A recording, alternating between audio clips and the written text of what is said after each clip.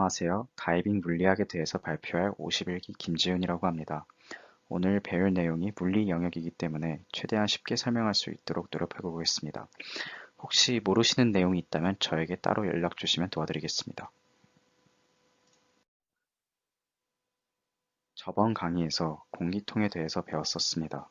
공기통은 일반적으로 대기 중에 있는 공기를 그대로 압축하여 사용합니다. 공기는 78%의 질소와 21%의 산소, 이외 나머지 기체들이 섞여 있습니다. 대기 중에서 가장 많은 비율을 차지하는 질소는 매우 안정적인 기체입니다.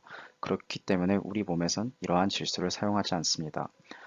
그러나 질소는 혈액과 지질에 매우 잘 녹아들기 때문에 감압병과 질소 마취의 원인이 됩니다. 산소는 호흡에 필요한 기체이지만 고압에서 들이마실 경우 독성이 있어 산소 중독에 걸릴 위험이 있습니다. 다이빙을 할 때에는 무리하게 깊은 수심을 가지 않음으로써 산소 중독을 피할 수 있습니다. 다음으로 이산화탄소는 우리가 호흡을 하고 난 뒤 생기는 기체로 우리의 뇌는 이산화탄소의 농도가 높으면 산소가 필요하다고 느끼고 숨이 가빠집니다.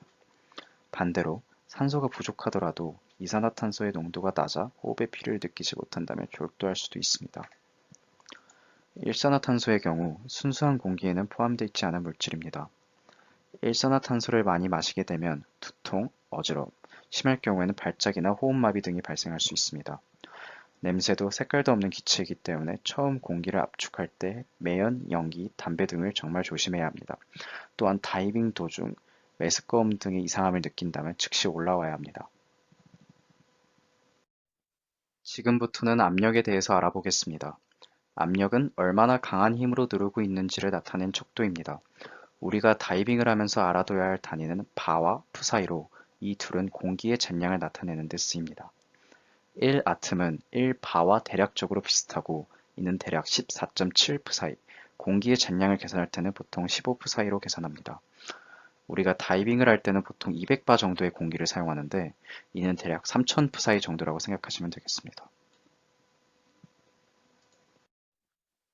대기압은 공기가 누르는 힘으로 해수면에서의 대기압을 1기압 1아tom으로 나타냅니다. 높은 곳으로 올라갈수록 공기가 누르는 무게가 줄어들어 대기압이 낮아집니다. 우리가 평소에 생활할 때도 느끼진 못하지만 대기압 하에서 생활하고 있습니다. 수압은 물이 누르는 힘입니다. 우리가 물에 더 깊이 내려갈수록 수압은 점차 증가하고 수면에서 10m 내려갈 때마다 수압은 1기압씩 추가됩니다. 예를 들면 30m일 때는 수압이 3기압입니다. 대기압과 수압을 합한 값을 절대압이라 하며 다이버는 수압뿐만 아니라 대기압의 영향을 항상 받습니다. 예를 들어 수심 20m에서 다이빙을 하고 있는 다이버는 대기압 1기압과 수압 2기압을 받아 총 3기압의 압력을 받고 있습니다. 항상 압력을 계산할 때는 대기압을 까먹지 말고 계산해 주어야 합니다. 보일의 법칙에 따르면 기체의 압력과 부피는 반비례합니다. 즉, 수심이 증가할수록 압력이 증가하고 압력이 증가하면 기체의 부피가 줄어들게 되는 것을 알 수 있습니다. 수심 10m 2기압에서 6리터인 기체를 수심 30m로 가져가게 되면 4기압이 되므로 압력은 2배가 되고 부피는 2분의 1배인 3리터로 감소하게 됩니다. 바꿔 말하면 압력과 부피의 곱은 항상 일정하게 유지되는 것입니다. 우리가 한 번 숨을 쉴 때 1리터의 공기를 들이마신다고 가정을 해보면 수심이 10m일 때도 20m일 때든 언제든 같은 부피만큼인 1리터의 공기를 들이마십니다. 그런데 수심이 깊어질수록 같은 부피에 포함되는 공기의 양이 더 조밀해지고 더 많아지기 때문에 한 번 숨을 쉴 때 드는 공기의 양이 더 많아지게 됩니다. 따라서 우리가 더 깊은 수심에서 다이빙을 할수록 공기는 더 빨리 소모되고 다이빙 시간은 그만큼 줄어들게 됩니다. 수심에 따른 압력과 관련된 두 가지 병을 소개해 드리겠습니다. 수심을 내려갈수록 부피는 감소하고 수면으로 올라갈수록 부피는 증가하게 됩니다. 맨몸으로 들어가는 프리다이빙과 다르게 스쿠버 다이빙은 물속에서도 숨을 쉴 수 있기 때문에 만약에 숨을 가득 머금고 상승하게 되면은 우리 폐 속에 있는 공기의 부피가 커져 폐포에 손상을 줄 수도 있습니다. 이러한 손상은 정말 위험해서 심할 경우에는 그 자리에서도 즉사를 할 수 있기 때문에 다이빙을 할 때는 다음과 같은 규칙을 반드시 따라줘야 합니다.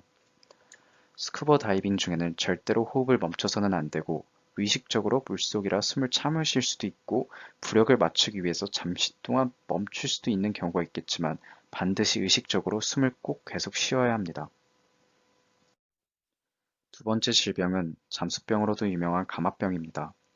압력이 커질수록 기체는 물에 더 잘 녹습니다.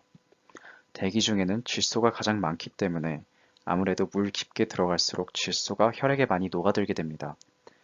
다이버가 수면으로 올라가게 되면은 절대압이 낮아져 질소가 절대압에 해당하는 만큼 혈액에서 빠져나가게 되는데 이때 질소가 빠져나갈 시간을 주지 않고 수면으로 올라가게 되면 혈액에서 질소 기포가 발생하여 감압병에 걸리게 됩니다. 감압병은 즉각적인 반응이 안 나타날 수도 있으므로 수면 위로 빠르게 올라왔을 때에는 큰 이상이 없더라도 병원을 가봐야 합니다.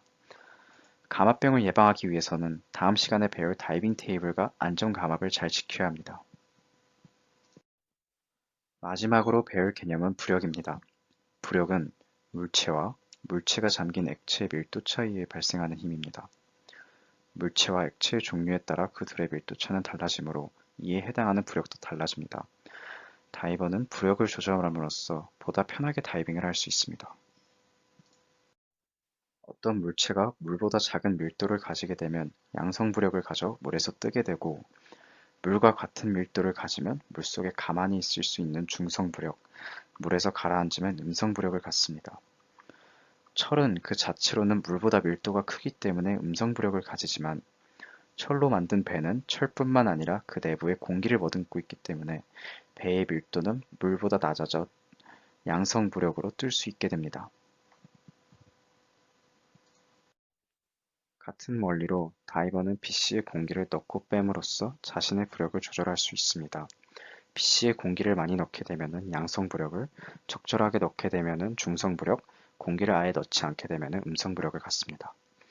다이빙을 할 때는 중성 부력을 맞춰 불필요한 체력 낭비를 줄이고 급상승과 급하강을 방지해야 합니다. 추가로 바닷물은 담수보다 밀도가 크기 때문에 부력이 더 크게 작용합니다. 따라서 바다에서 다이빙을 하는 경우 수영장보다 웨이트를 1, 2kg 정도 더 차야 합니다. 오늘은 이렇게 대기 성분과 압력, 부력에 대해서 배웠는데 조금은 제가 말이 빠르고 설명이 자세하지 않아서 이해가 안 되는 부분이 있을 것 같아요. 만약에 이해가 되지 않는 부분이 있거나 궁금한 부분이 있으시면 저에게 따로 문의해 주시면 답변해 드리겠습니다. 감사합니다.